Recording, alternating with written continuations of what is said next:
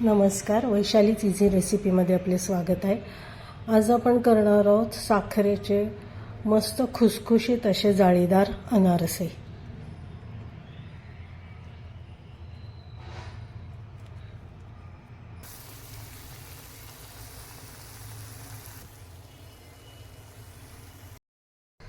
आज आपण अनारसे करणार आहोत. म्हणजे अनारसे करण्याची प्रोसेस तशी मोठी आहे.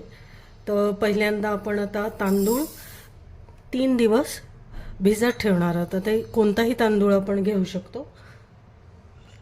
अगदी रेशनचा तांदूळाचे सुद्धा अनारसे चांगले होतात. तर इथे मी तांदूळ घेतलेला आहे. आता हा पहिल्यांदा मी 3 पाण्याने धुवून घेणार आहे.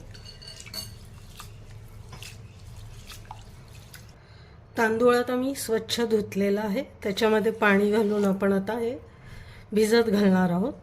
आणि रोज पाणी याचं बदलायचं आहे.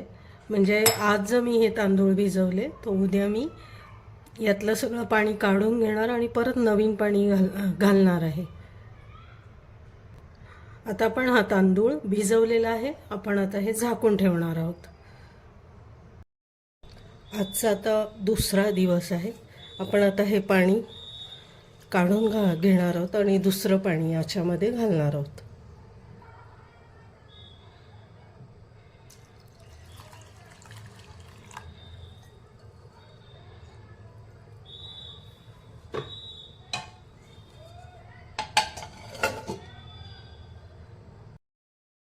आता आज तिसरा दिवस आहे. आपण आता यातलं पूर्णपणे पाणी निथळून घेणार आहोत.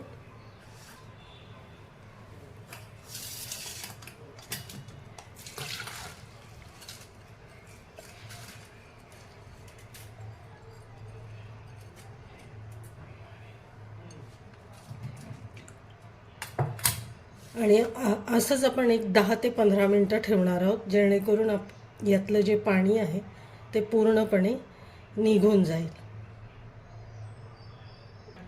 आता एक ताट घेतलेलं आहे मी. त्याच्यावर एक कॉटनचा असा कपडा मी घातलेला आहे आणि याच्यावर आपण आता ते तांदूळ जे आहेत ते सुकवणार आहोत. आता 10 मिनिट झालेले आहेत. तुम्ही बघू शकता एकदम सगळं पाणी आपलं निघून गेलेलं आहे.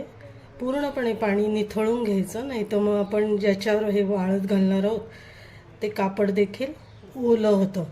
म्हणून आपण पूर्णपणे पाणी निथळून घ्यायचं आहे. आता आपण हे व्यवस्थित पसरून घ्यायचं आहे आणि 2 ते 3 तास आपल्याला हे सावलीत वाळवायचं आहे. उन्हात वाळवायचं नाही आहे, सावलीतच वाळवायचं आहे. किंवा फॅन खाली देखील वाळवून घेऊ शकता. आणि त्याच्यानंतर आपण तांदळाची या पिठी करणार आहोत. तर 2 ते 3 तास आपण आता हे सावलीत वाळवून घेणार आहोत. 2 तास झालेले आहेत. तांदूळ असे छान सुकलेले आहेत, पण तरी त्याच्यामध्ये ओलसरपणा आहे, थोडासा दमटपणा आहे. आता आपण हे मिक्सरमधनं बारीक करणार आहोत.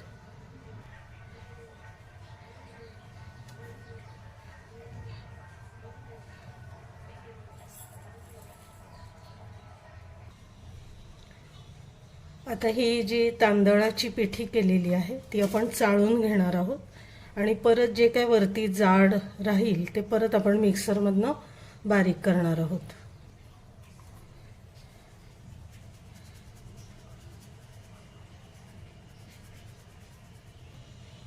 आता हे जे जाडसर उरलेलं आहे ते मी परत मिक्सरमधनं बारीक करणार आहे. आता तांदळाची पिठी जी आहे ती मी सगळी चाळून घेतलेली आहे. आता जेवढी वाटी, म्हणजे याच वाटीने मी तांदूळ घेतलेले होते पिठी करण्यासाठी, त्याच वाटीने मी ही पिठी साखर घेतलेली आहे, तेवढीच घेतलेली आहे. या ठिकाणी आपण आपली साधी साखर मिक्सरमधनं बारीक करून घेतली तरी चालू शकते. आता आपण ही पिठी साखर यात घालणार आहोत आणि आता हे चांगलं मिक्स करायचं आहे.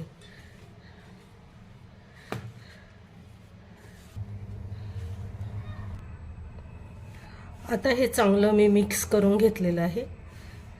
यात आपण अजिबात पाणी किंवा दूध काहीही घातलेलं नाही आहे. आता याचे आपण असे गोळे करणार आहोत. आपोआप तयार होतात ते गोळे.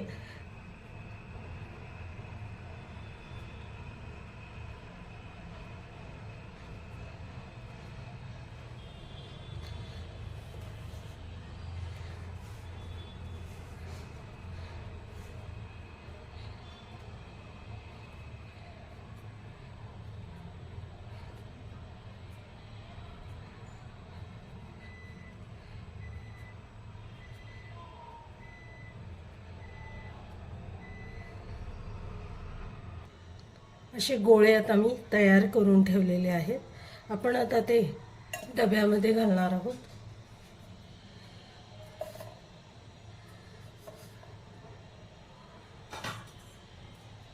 आणि 2 दिवस आपण हे असे डब्यामध्ये ठेवणार आहोत आणि नंतर मग त्याचे अनारसे करणार आहोत.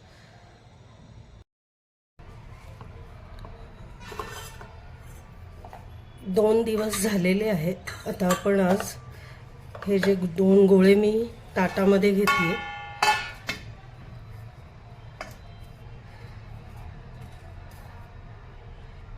एक गोळा मी तसाच ठेवलेला आहे. आता आपण हे चांगलं मळून घेणार आहोत. 10 ते 15 मिनिटं आपल्याला हे चांगलं मिक्स करायचं आहे.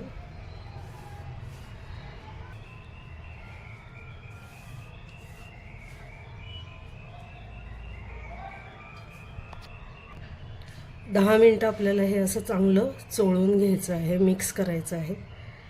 कारण की मग त्याला पाणी सुटतं आणि मग आपल्याला पाणी घालायचं की नाही याचा अंदाज येतो.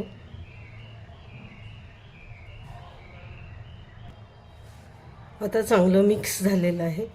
तरी पण आपल्याला थोडंसं पीठ हे कोरडं वाटतंय.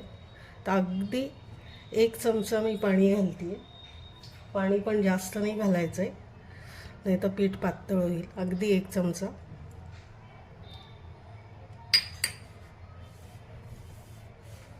आणि हे चांगलं मिक्स करायचं आहे.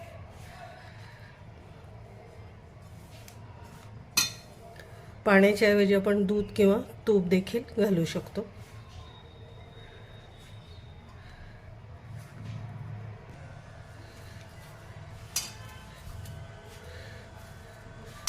आता याचा चांगला गोळा करून घ्यायचा आहे.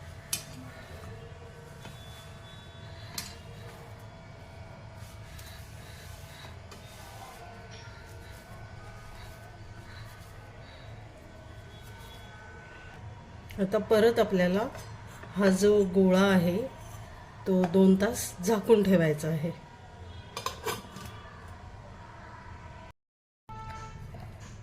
दोन तास झालेले आहेत. आपलं पीठ आता चांगलं मुरलेलं आहे.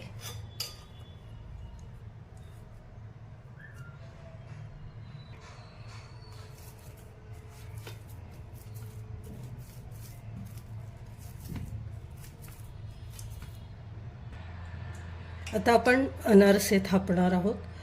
प्लॅस्टिकची पिशवी घेतलेली आहे आणि त्याला मी तूप लावून घेतलेलं आहे. आणि आता एक पेढ्या एवढा गोळा मी घेणार आहे.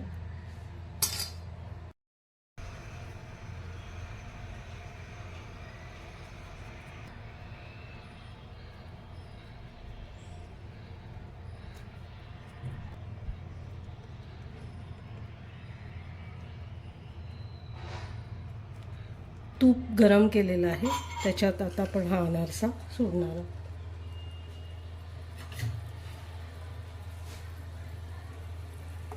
अनारसा आपल्याला एका बाजूनीच तळून घ्यायचा आहे आणि एका वेळी एकच अनारसा आपल्याला तळायचा आहे.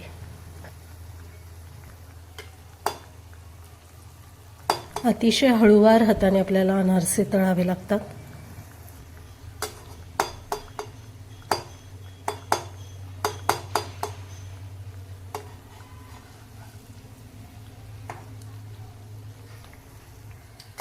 वरती असं तूप सोडायचं आहे, म्हणजे वरूनही ते तळले जातात चांगले. अनारसा तळला गेलेला आहे, छान मस्त अशी जाळी पडली आणि पांढरा शुभ्र झालेला आहे. आणि अगदी लहान गॅसवर मी हे अनारसे तळून घेणार आहे.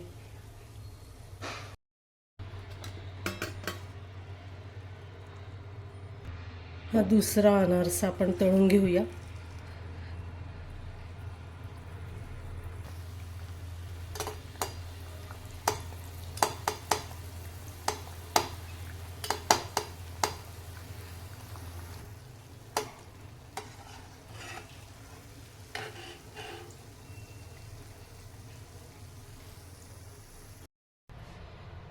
मस्त साखरेचे असे पांढरे शुभ्र अनारसे आपले तयार झालेले आहेत.